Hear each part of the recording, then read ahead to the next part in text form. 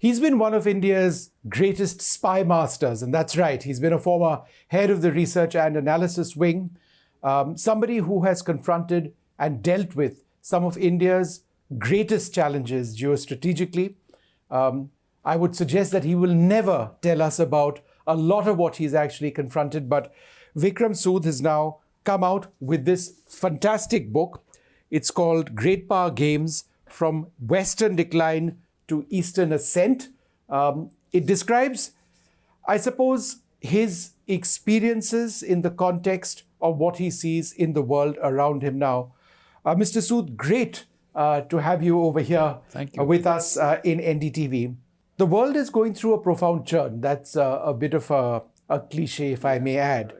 But you've written in your book quite, almost at the top, that Trump's trade tariffs aren't really about trade. What are they about? They're about control. Another way of controlling the world. Another way of being numero uno. And a little bit being scared that he might be toppled over of that. So hit hard before anybody reacts and then claim victory. And it seems it has not worked to the extent it should have. And I feel it may have backfired, because you raise the tariffs, you raise your own prices also. You may cut off my product, but if it is not available in your country, then what do you offer in exchange? You haven't got the manufacturing capability.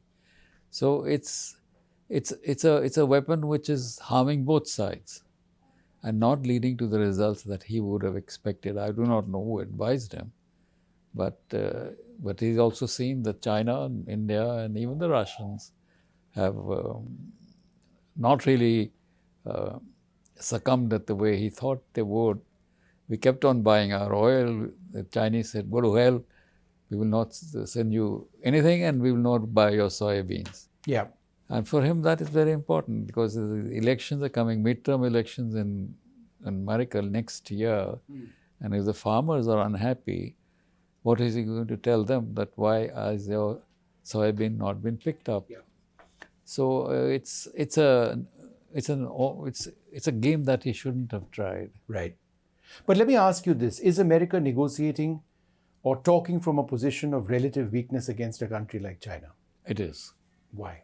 Because its own history has been like that. And the Chinese have been watching carefully for the last 60, 70, 80 years.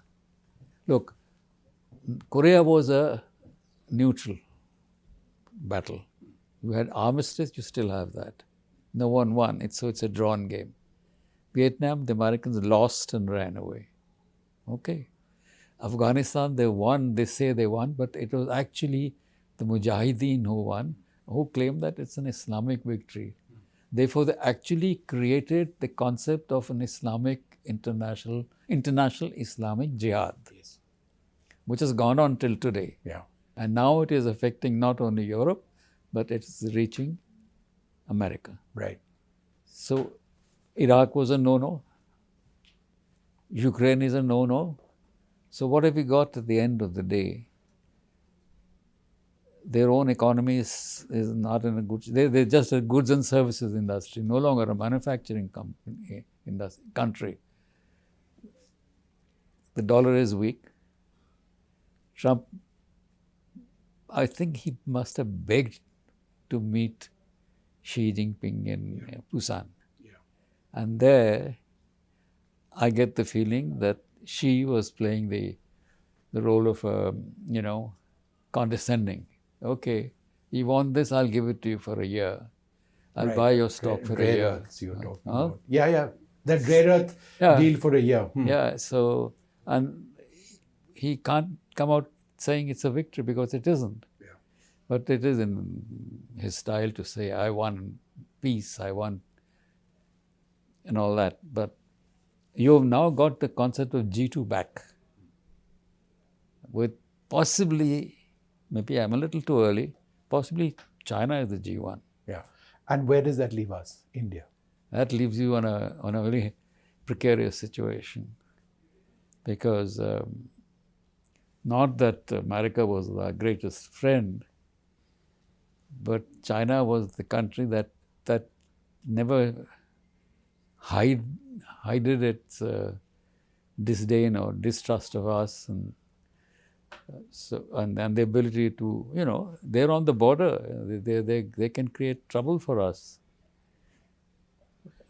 So that way, they are the instant threat. Americans are the distant threat, in a manner of speaking, that they can make your lives uncomfortable. Yeah. But Mr. Sood, let me ask you this. We are now attempting a rapprochement with China. We've had our Prime Minister meet Xi. We have stepped up border trade. We've opened up direct flights once again. It appears that Galwan is from another century. And yet it's not, because if you look at how they've been militarily building up on their side, it's very formidable. The pace of their infrastructure construction, which obviously also assists militarily, is absolutely huge. So what is India's rapprochement with China all about? You see, you have a border that's not been demarcated. It is something that both sides can play up. Yeah. Okay. Now you have to have some kind of relationship with the guy who matters. Pakistan is a nuisance. We have to handle it differently. But this person can cause you harm. Let's measure who can cause you the biggest harm among the top 3, 4, 5 countries. America is one. The Chinese are one. Russians maybe, but they won't. That's my assessment. Pakistan will needle you. But China is the one and the US are the two ones we must watch carefully all the time. And we haven't studied USA properly either. We studied USA cursorily, on surface. We haven't read the entire history. I get that feeling that we're perfunctory about the whole thing. And it's Time Magazine and Voice of America and NYT gives an idea. How does India become a hegemon? I mean, it's very easy to say that, we need to be a hegemon. We need to grow at such and such rate. We are a rambunctious democracy. We like to fight with each other. We've got any number of opinions. And that's at the fundamental nature of our being, unlike China. And definitely not like China. So then, how do we become a hegemon? Maybe there is a page in the book, in the American book or in the British book. Britain was a hegemon or an empire at one stage. How did they do it? Of course, they did it in different times, both of them. A fraction of our diversity, our differences, political, cultural, religious, all of it. They had all those superiorities. And for us, the modern means of communication, the social media, etc., keep pointing out, highlighting our problems, and so on and so forth, or divisions. And when you have an opposition which doesn't believe in the same goal, you have another kind of problem. So we have a lot of our problems. I think we have just got to be dogged about it. Follow Deng's principle. Keep your profile low and do what you have to do. Don't chest thump about anything. Don't make the other side nervous. Because right now, I think the fear in the West, particularly the United States, is if these two countries become more powerful economically, militarily we're strong, not as strong as the Americans. We are strong, we have nuclear weapons. So can they, hypothetically, at some stage in 20 years down the line, get together? Yeah. How do you we have see... to play the long game. We Right. can't play the short game here. How do you see Pakistan?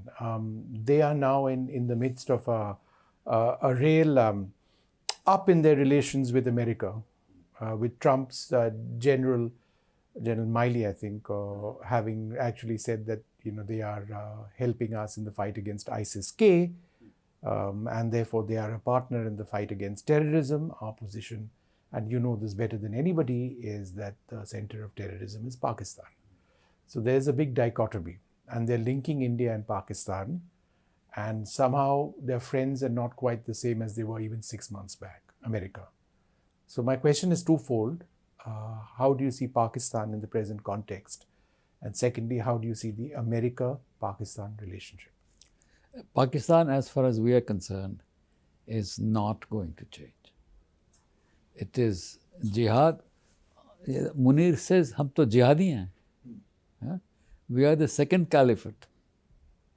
Pakistan, a second place where the country was formed in the name of Islam. That is their mindset. Vis-a-vis us, vis-a-vis as a Hindu nation, as they might call it. So they are not going to change. They know that they cannot defeat us, but we'll have these problems with them all the time. So we probably have sindoors going on and on and on, now and then again.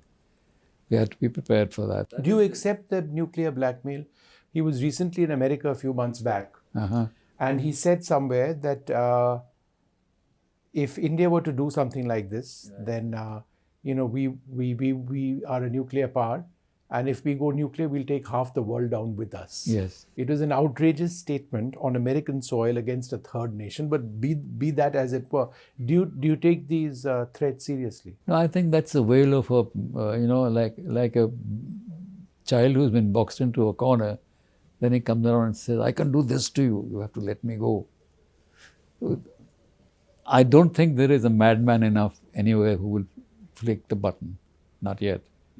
So that is high drama. But your second question was about America. No, so the relationship between Pakistan and America. Pakistan and America. This is also a temporary phase. Both sides were looking for their own. Trump goes and things will be back. They'll be back to zero. That's interesting. But I also wanted to ask you a little bit about our region. How would you respond to those who say that it cannot be a coincidence that there's been this entire popular upheaval in Bangladesh?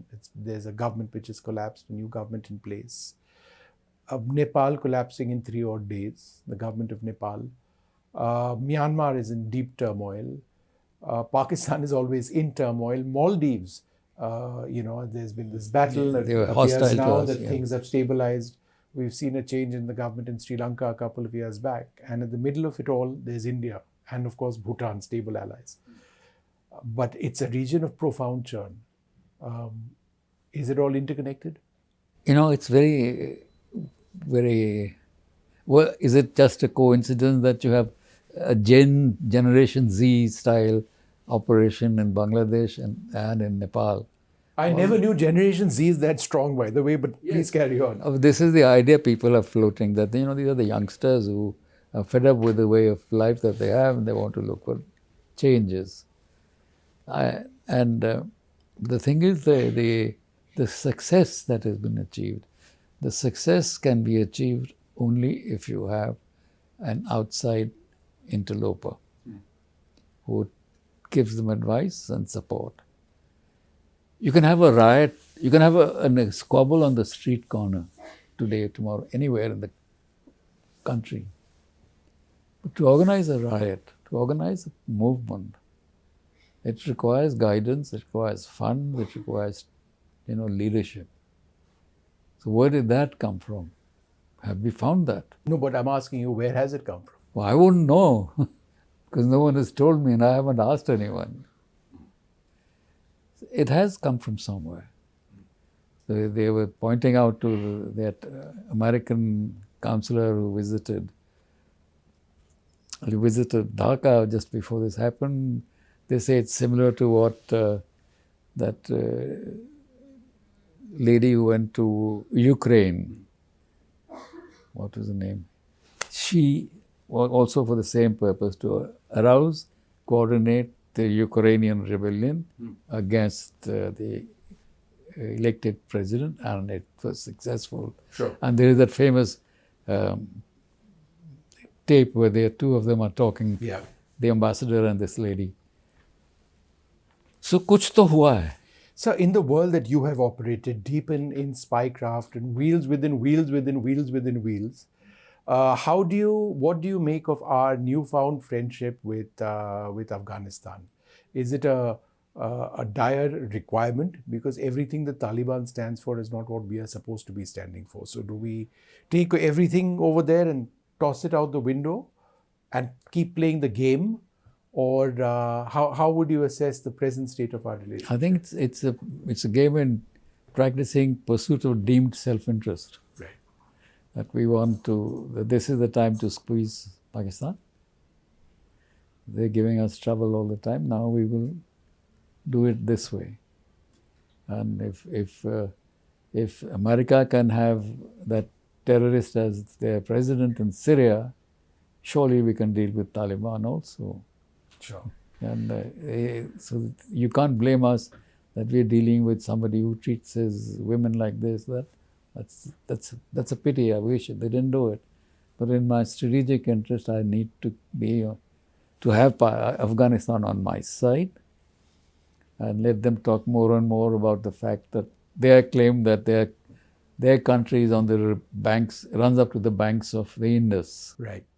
So it's good for me. I'll keep that going. One final question to you, and I don't know if it's necessarily there in the book. There are some references.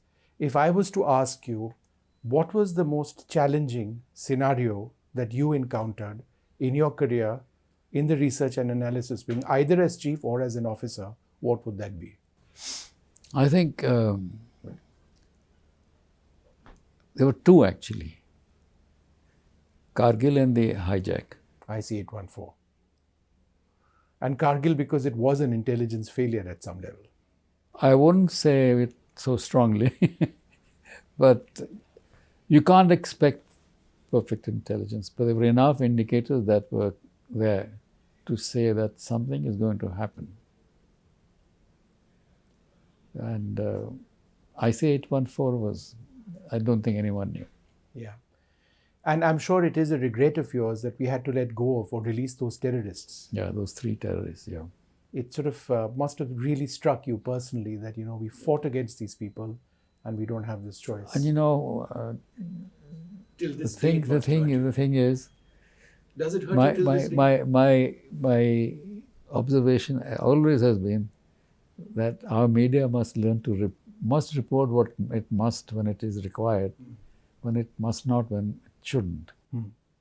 It became a media issue with people doing dharna and shouting, and then you're pressuring the government to cave in. Your own government, not doing it in Pakistan. They're doing it here to your own government.